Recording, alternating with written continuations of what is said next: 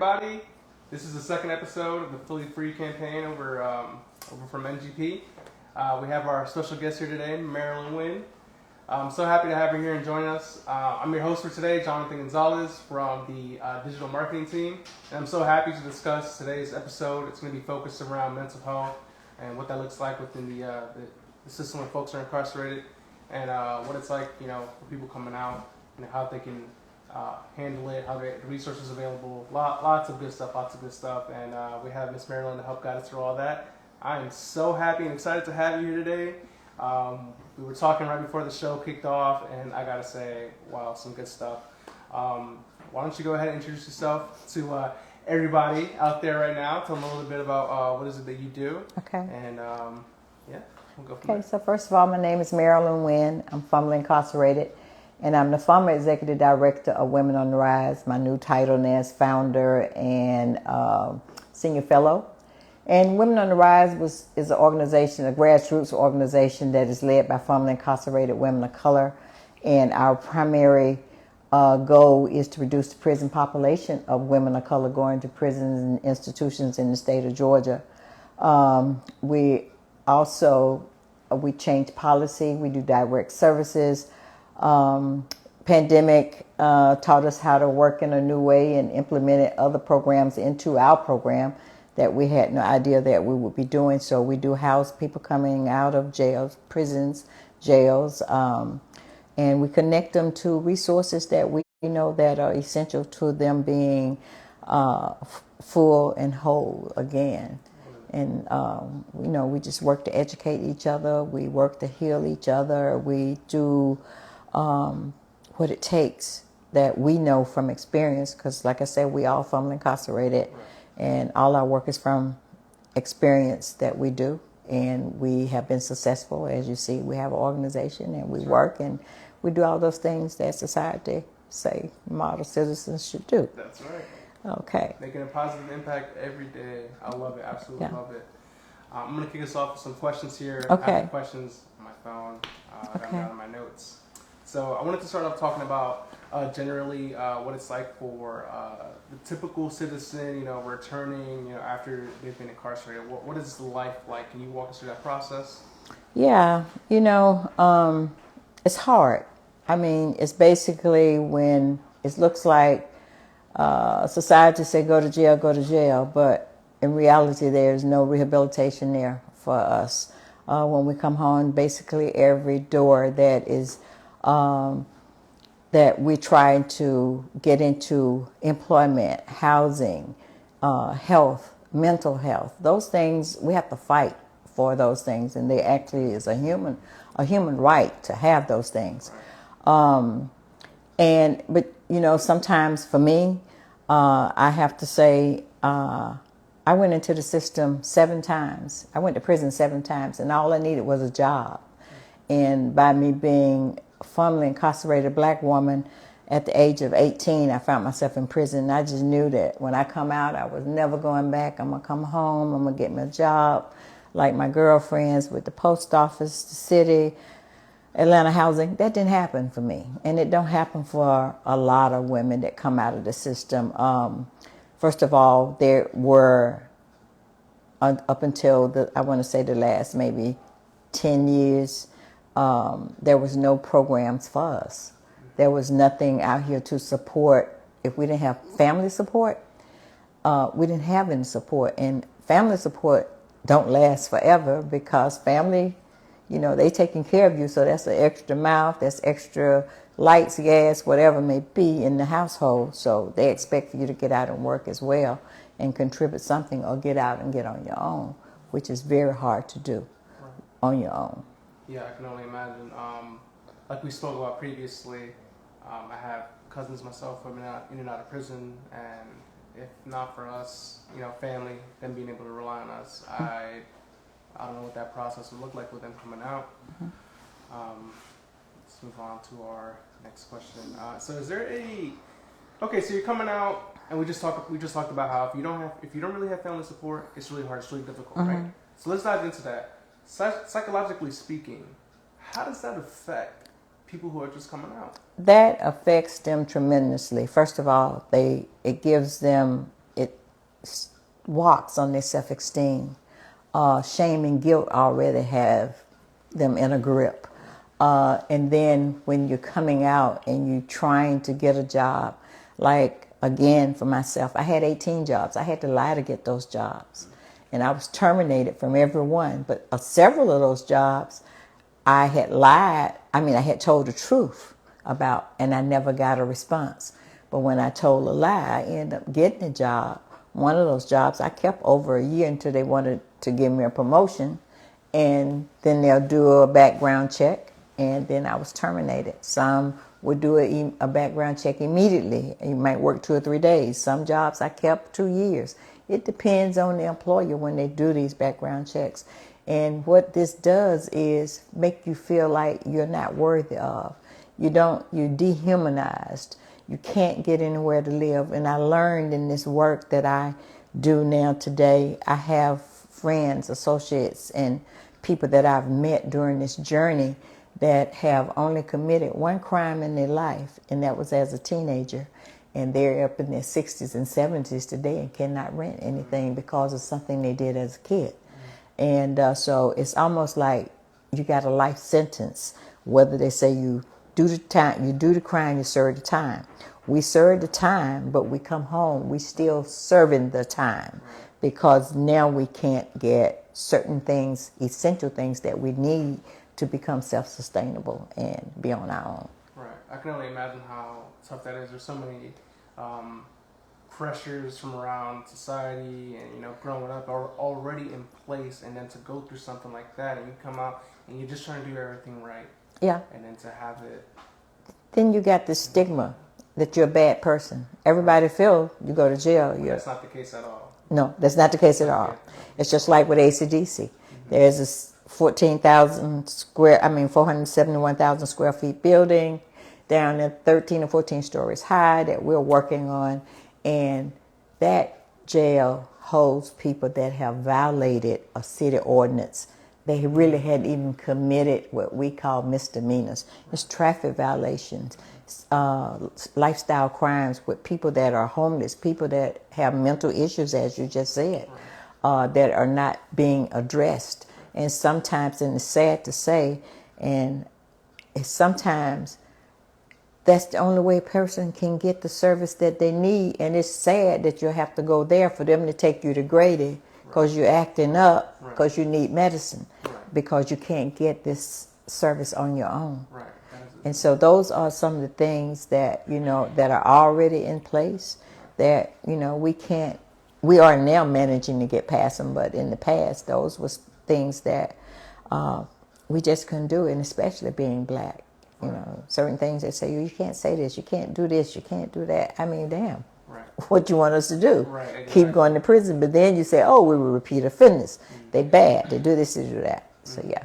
So when you come out, you have to not only face the stigma, right, of you being a bad person. You are essentially locked into a life sentence. Not only do you have to deal with that, but you also have this psychological impact because in reality, you're not a bad person, but you're being beat down. You've been beat down.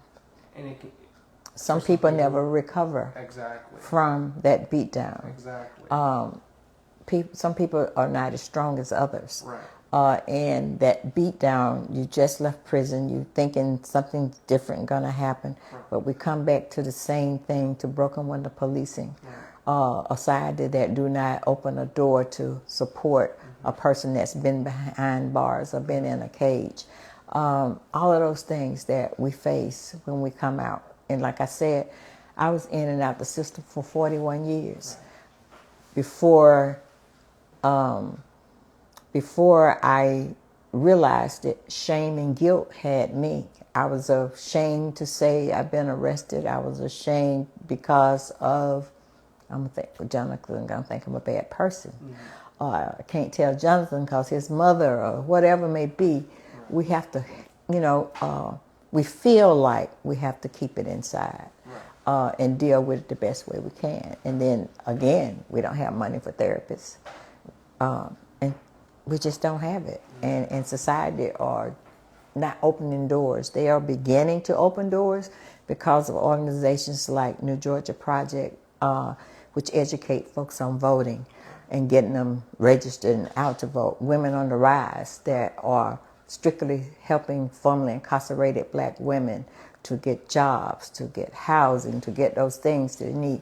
That wasn't heard of 15 to 20 years ago. Right, and it's scary to think about because mental health has been around for as long as humans. Forever. Yes, forever. And that stigma as well. You know, that going of being incarcerated and having to face like those negative, that negative stigma. So my question to you is, so you just, thank you for the plug, New Georgia Project, that's and Women on the Rise, really, really smooth. What is the state, why, or better yet, why does the state not offer people those resources for those that are just coming out, ways to, like, what can the state be doing better? Why doesn't it do it? You know, the state has never offered those resources. I can't say when we had Governor Deal. Governor Deal did start to, when he realized and knew what was happening and, you know, got in the wind of the right people, he realized that jail wasn't the way. He created a criminal justice reform board, which created an evidence-based program for folks coming out of the system. If you went into the system and you didn't have a GED or certifiable skills, you had to have them before you could parole out or come out on probation. That way, when you came out, it would say you job ready, even though you're going to still have to struggle to get a job or get somebody to accept you, but at least now you do have a GED and you do have certifiable skills under your belt. So that was something that he started. And of course, you know, the new governor we got now is totally different. And so all of that is down the drain, but hopefully it'll come back where people will be able to come out of the system with skills. Right now, all they're doing is just packing people in cages and they're just there. Letting them do their time, and once they get out, that's it, you're on your own. And you're on your own. That's terrible. That's exactly what we don't need. Right, you're on your own. Then they wonder why you got crime. Right. Why you don't have the safety in your communities no more. It's crime that you created. Right. And that's like a repeat. Okay, next question coming up. So, our last guest, she talked about the importance of having the disenfranchised, right? Being able to vote, why that's important to the disenfranchised. And so I want to get your take and your opinion on that. Why is it important that disenfranchised voters have that power, you know, to vote for people who they believe in? And what's your thing? My thoughts on that, first of all, I want to say I was born in poverty. I was born with a family that could not vote. But when they were able to vote, they realized the importance of making a difference for themselves.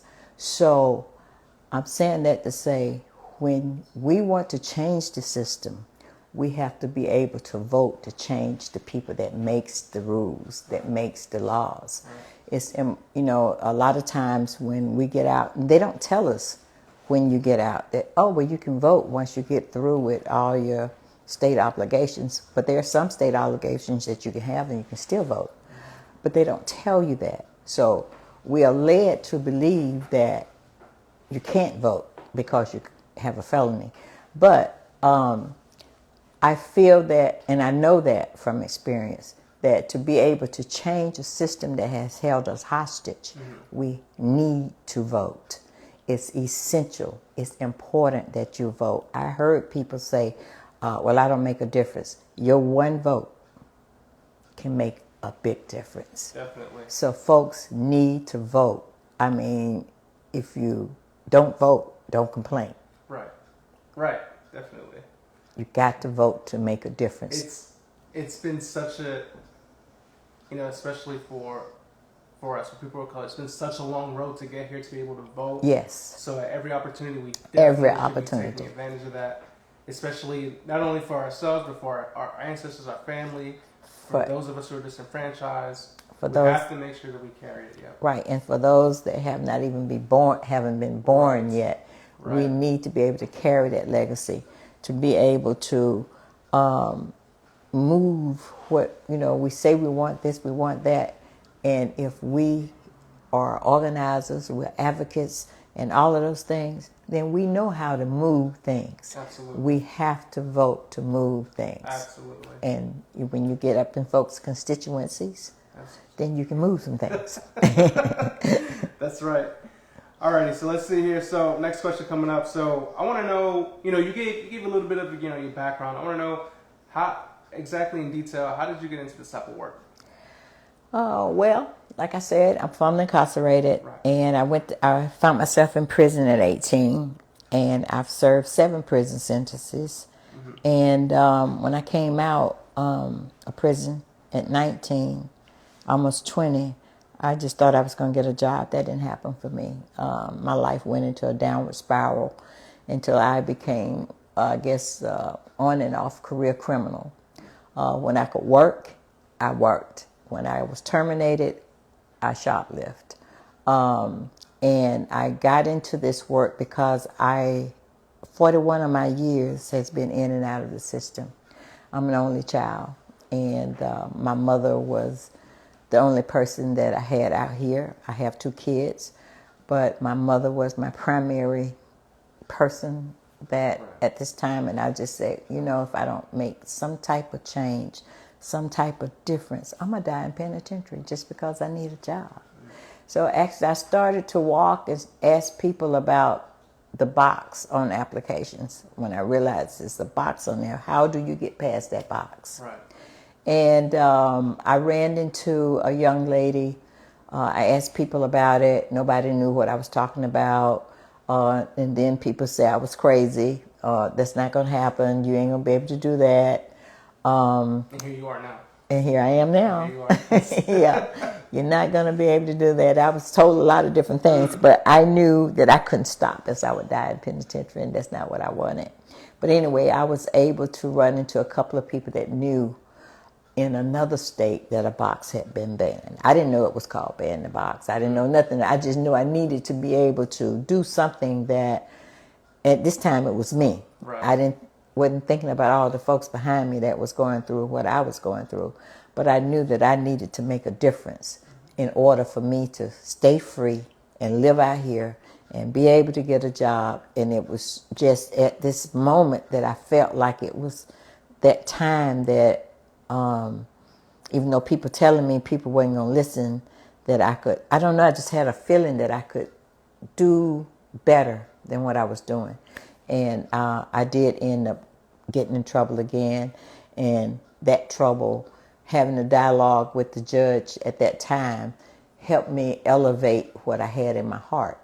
But I was able to get a job during this time that I got in trouble again.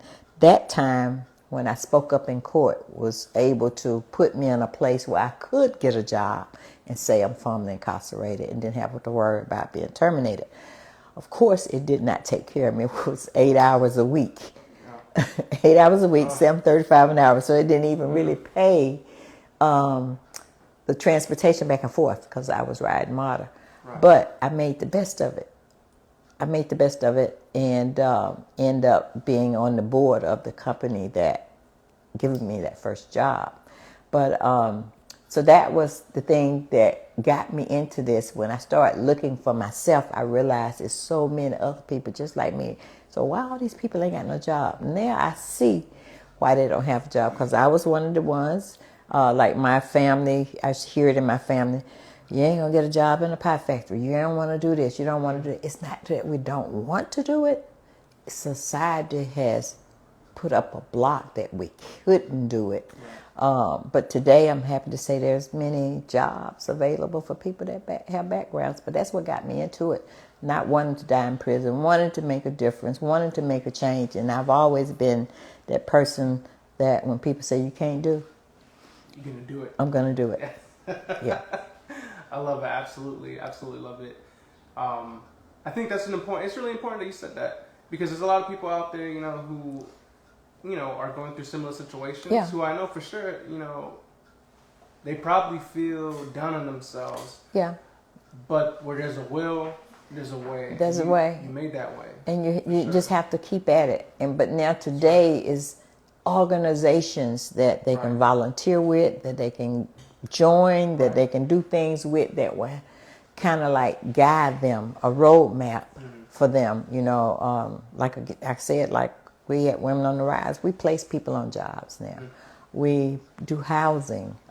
We give, if you can show us where you just got out of any institution, we'll give you a $100 gift card and a 30-day model card. And that's because when I first got out of jail, I was still in the same day because I didn't have no money. Right.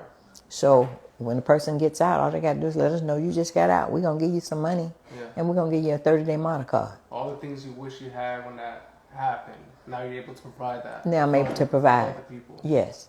That's amazing. Yes, those are the That is things truly that would have kept me from doing 7 prison sentences and having at least 30 felonies and maybe locked up maybe 40, 50 times. So I'm that repeat offender. Let me ask you something. Let me ask you to make it. You're one of the ones to make it happen. So how do you feel reflecting back on your journey up until this point? I feel good. And I mean, I feel good that that I was able to learn that it was just not me, that I was able to help many other people that didn't have a clue that somebody do care about them, that somebody is out here working for them. Also being able to, if they get out and contact us, able to train them to do the same thing. I feel, it's not a worry. I don't know how I really feel. I know that I'm happy to be in the position that I am, that I can help somebody. I don't have to tell a lie or send them over next door when I know there's nothing over there for them. Right. So, or I always want to be able to be an inspiration and not that person that deters them from whatever it is they do. But I can say that, if you stick with it, you will find your way. And I'm a spiritual person because I know who got me here. Follow that small voice and it'll lead you that way. So I haven't found a word for what I really feel, but I know I'm happy that I'm able to be that person. That's awesome. Honestly, super inspiring for me to hear me able to talk to you. I feel like I'm truly talking to a hero. This is somebody who it's the truth. This is what a hero looks like. This is what a hero does. A hero doesn't take no for an answer. A hero makes things happen and makes the utmost of the opportunities, makes a positive impact. So I love it. So you've been involved in the fight to close the Atlanta jail, right? It was my vision. Okay. Yeah. So tell us about that campaign you have going on. Okay, so that campaign is a campaign I know from, I first went to, it was called the Atlanta City Jail. It was on Decatur Street.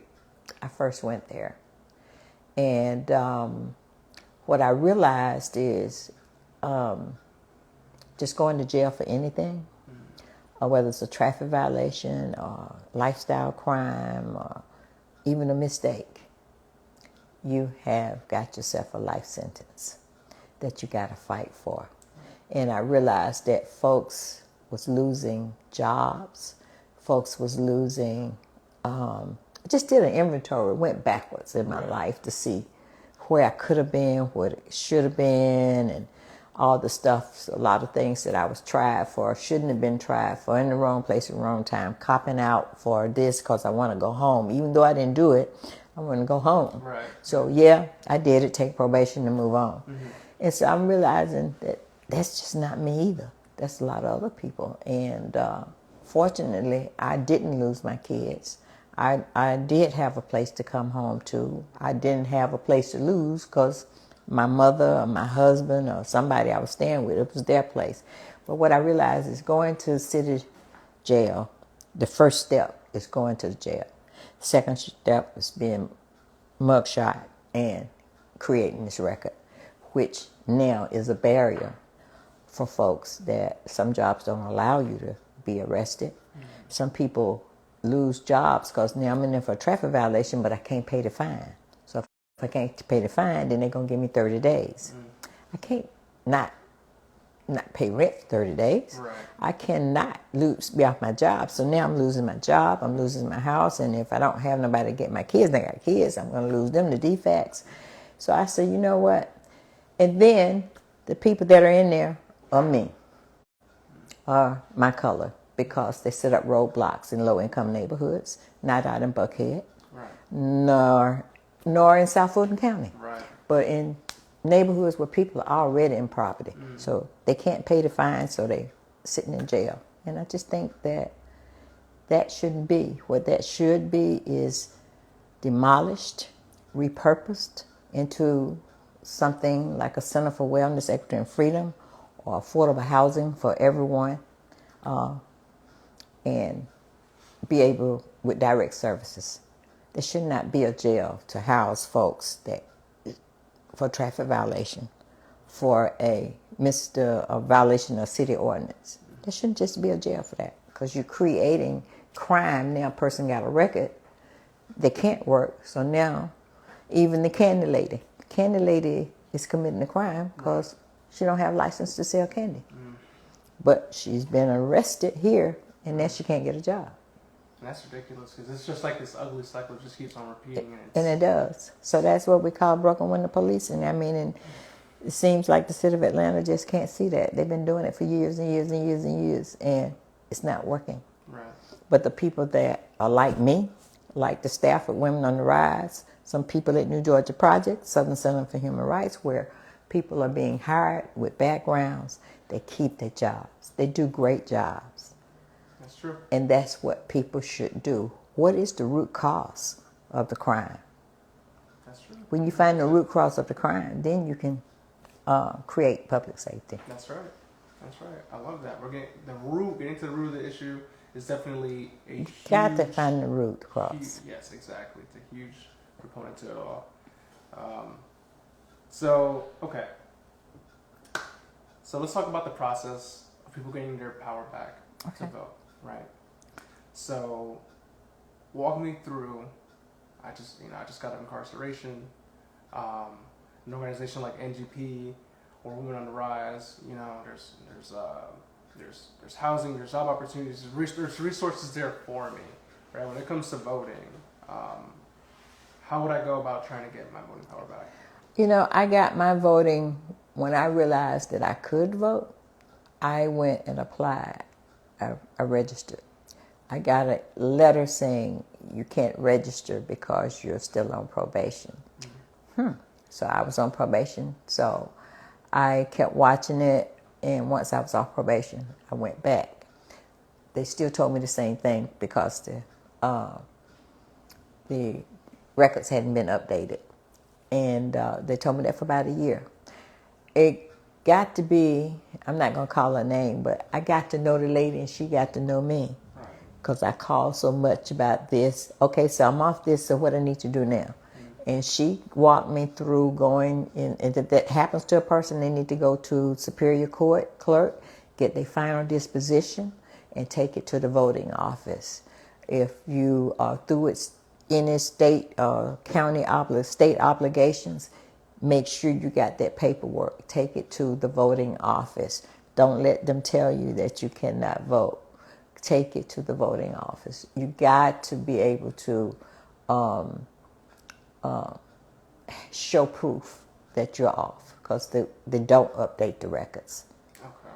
Yeah. So you show proof that you're Show off. proof. Then once you register, they'll let you know that you are a registered voter. They'll send you a card. That's the way you vote at. And you don't just vote when it's a presidential vote.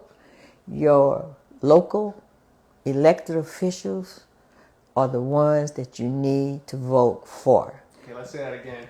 Your local elected officials are the ones that you really need to be voting for. They will take care of you with the presidential election. Yeah. So a lot of people really don't pay that no attention about who's the judge. Some people don't even know the judge that sentenced them. Who's running for judge? Who's running for DA? Who's running for Secretary of State? All of these folks play a very important part in our lives when we want to do something, if we want to vote, if we want to open up a business, if things that you want to do. Right. All these people on the local level play that part, and we need to keep up with it and know who is who, read about who is who. I learned my lesson with one of our mayors. Oh, I'm going to vote for them because they were black. Then when stuff started happening, I said, let me go back and read this thing again. This person didn't even, they won their seat on, I'm going to open up after school programs for kids and da-da-da-da. So it was some open, but then it ended up only one open. Then when I looked again, I would start reading. I said, well, they don't even have children. So what are they doing? So this is just something, they knew that, the people wanted to hear what the people wanted. Yeah. So that's how they won. But you need to read and learn about the people that you want to vote for. And if I can slide in a plug here, Ready, Set, Vote. We actually have, I don't know if you're familiar with our website, Ready, Set, Vote, where people are actually able to log in, put their area code in, and check out the candidates. Okay, cool. Check out the candidates. Okay, that's great. Now, I wasn't familiar with that, but that's a good thing. Yeah, that's pretty great. Okay, and then last question here, just wrapping up. If we could talk about the resources for citizens returning. What's the latest with Women on the Rise, and how can people join and support?